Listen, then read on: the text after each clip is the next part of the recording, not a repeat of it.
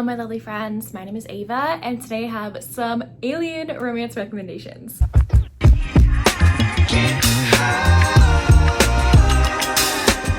Hi, if you didn't know, my name is Avery and I am obsessed with alien romances. This entire bookcase, two bookcases, are entirely filled with alien monster romances. I'm a big fan.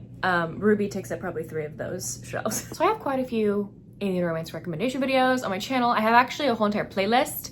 I'll link the playlist down below.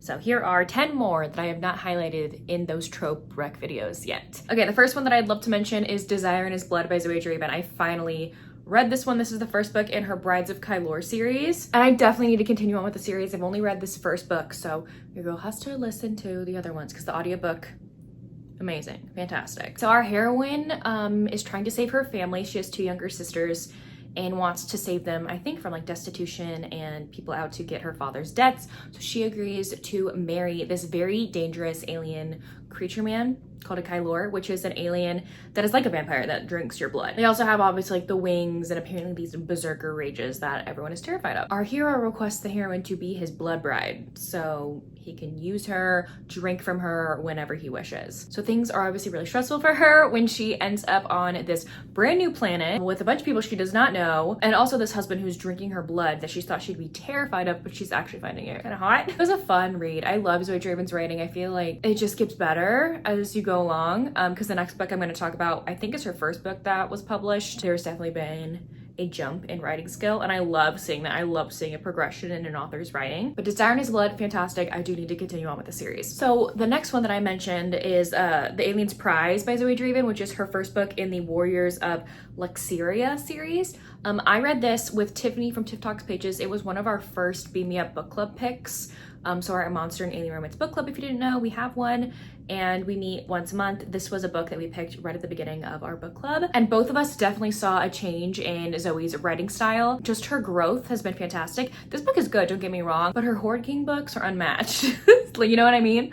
Like nothing can top that. So our heroine in here is Kate. She's from Earth. She is shocked to wake up from sleep one night to not be in her bed, in her home, in her apartment. She is chained to the pit on this alien planet. She's been abducted by aliens. Basically, it's this warrior arena. These gladiators will fight and get a woman as a prize, and our hero just happens to be one of those warriors. And he is going to do everything possible to win Kate, because he has found out that that is his fated mate. He's in total shock that his fated mate is in this pit and is a human nonetheless, so he's gonna try everything possible to make this woman his. Her Alien Farmhand by Honey Phillips is another one. Honey Phillips is a great like palate cleanser alien romance author for me. She just writes fun, sometimes even funny alien romances that I can get lost in if I need a little pick-me-up or I'm feeling slumpy. Our heroine lives on this planet, not Earth, it's a different planet obviously, but she's a human woman and she runs this farm. She gets set up on a blind date by her friend in town, and she shows up and she was told that he would be wearing red. And she goes up to this guy in red. He's really attractive. He's like our alien creature. She's shocked to find out that after conversation and her already starting to have like kind of like feelings for him or a crush, she finds out this is not the man that she was supposed to meet. And that's all I'll leave you with.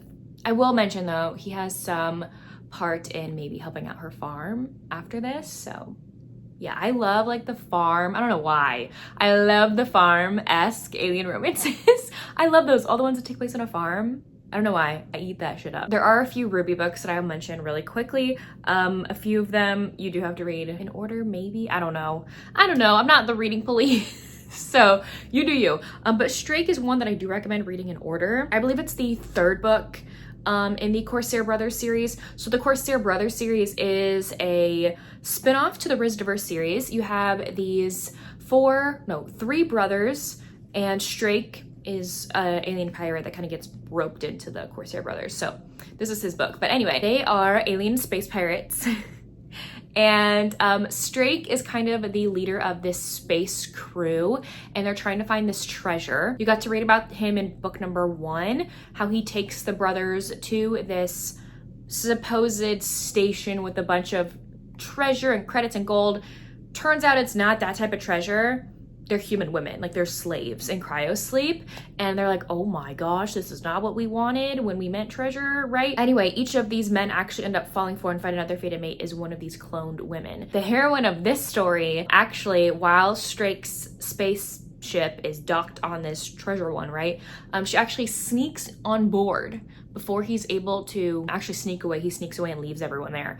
In a previous book in the series, she sneaks on board and is like traveling through the ducts. It's hilarious, y'all. So they already had this animosity towards each other, as you got to read about in a previous book. They were bickering and bantering. Anyway, Strake is starting to notice a few days after he's abandoned his friends, things are just being kind of weird on the ship. There are holes that are appearing in his clothes. Some of his crewmen are acting strange. Turns out that woman is living in the air ducts of the spaceship and is fucking with him. Like absolutely fucking with him, cutting up his clothes, like putting holes in all of his clothes, actually like befriending some of the guys on the spaceship and like telling them not to tell him that she's there. He finally catches her when she's taking a bath in his bathtub. Like, it's hilarious. Ruby Dixon knows how to write some funny shit. So this book is about the two of them falling for each other after he finds her on his spaceship, and they're kind of stuck together because he has nowhere else to bring her. Romancing Remeb, I think that's how you pronounce that, by Ruby Dixon is my next one. This is the third book in her Ice Planet Clone series, which is the second spinoff to Ice Planet Barbarians. We finally get Tia's romance in here. We actually met her in the Ice Home series, which is the second spinoff, but she's finally getting her book in this one. I don't want to spoil anything, but yeah, because the second spinoff is like a whole spoiler in itself, and how is the second spinoff? So I can't really, why did I even put this book in this video? Because I can't really explain it. Anyway, if you want to read about Tia, if you read the Ice Home series, like, you can get to this one, hopefully get to this one. I don't know, I should not have put that on this list. Gosh darn, Avery. I could talk about this one though. This is When She's Handy. This is one of her Rizdiverse novellas. So the only thing you need to know about the Rizdiverse series, because all those books are standalones, is that each book takes place on this planet called Rizda 3, which is a human refugee planet. So they're human women that have been abducted from Earth and have nowhere else to go because they can't go back home to Earth. Like, it's not possible. So a bunch of refugees, human women, are on this planet called Rizda 3. So one of these women is our heroine in this book, and she loves being kind of like a handy woman. She tinkers and invents things and stuff. So when she was first brought to Rizda 3, when she was abducted, she was rescued and saved by our hero in here, who is kind of like a workman, handyman himself. He's an alien creature, obviously. He's very standoffish and quiet and kind of maybe seems grumpy. But they had a little bit of a moment before he dropped her off, and he actually feels really guilty. He thinks he took advantage of her, when in actuality, she's like distraught that he would abandon her because she was starting to really like him. Anyway, it's been a few years since they've seen each other, and she's trying to find some scrap metal and stuff to invent some things. And she comes across this guy on the work site that the junk metal's on. She's like, oh my gosh, I haven't seen you in years. Why didn't you tell me you were on this planet again? And he didn't, because he felt really ashamed. He thought he took advantage of her, when it's the complete opposite. This is a fun little novella. All the novellas in this series are so fun, great palette cleansers. Only the Clonely by Ruby Dixon is my last one to mention from her for this video, I promise. This is another part of the Rizdiverse universe. Both of our characters in this book are clones. Both of them are trying to grapple with the fact that they are clones, because our human woman never really realized that. Our hero is actually a part of a cloning process that if you have red skin, you're automatically known as a clone. But these human clones have been genetically engineered and have been illegally made to make them look like they're not clones. When in the universe, you have to show that you are a clone, or that you've created a clone, by making their skin red. And if you don't, it's illegal. So these human women are illegal, were illegally made. So our heroine in this book, she actually has two other cloned, like, sisters, if you will, when they're actually just made up of the same woman. They're clones of each other. You get to meet them in this book. They're called sisters, though. They call each other sisters. She was in for shock. She just thought she was her own person, obviously. Anyway, it's her friend Silver's romance with another clone. Not a clone of her own, obviously. Oh my gosh. No, you get to see on the cover, like, with a cloned alien dude. So Take It to Himo is the fourth book in Elizabeth Stevens' Very May series.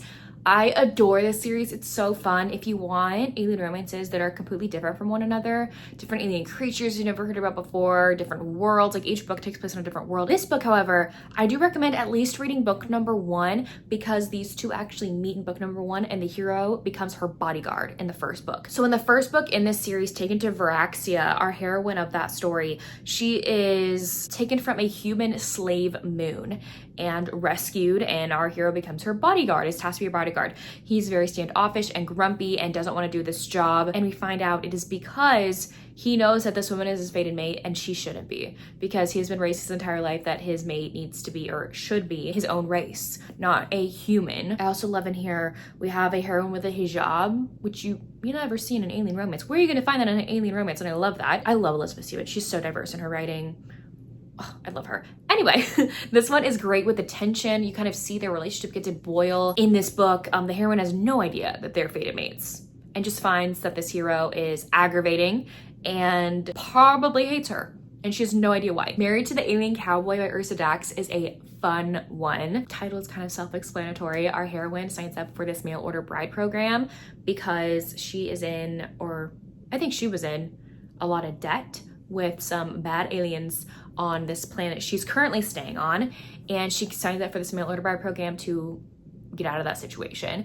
And she gets sent to kind of like a desert planet where she meets our hero and gets married to him. He's our alien cowboy creature. He is like so smitten with her at first, but there's a little bit of a barrier between the two of them when it comes to etiquette. Not etiquette, I don't know how to describe it, but like the way they communicate body language wise is completely different. So she thinks that this guy is totally turned off by her and doesn't want her as a wife when he's anything but. He's like so nervous and shy, and just like this, it's not miscommunication because they're not even really communicating with each other in that way. It's the body language and the vibes that they're giving off that they're misinterpreting. But they're both very excited to have each other as a spouse. Cowboy aspect in here, it was so fun. And the heroine's willingness to just embrace this new life and embrace this new husband and get introduced to, like, I don't know, the hero and his species and his culture and his way of life, and I loved it. And lastly, I have a little novella.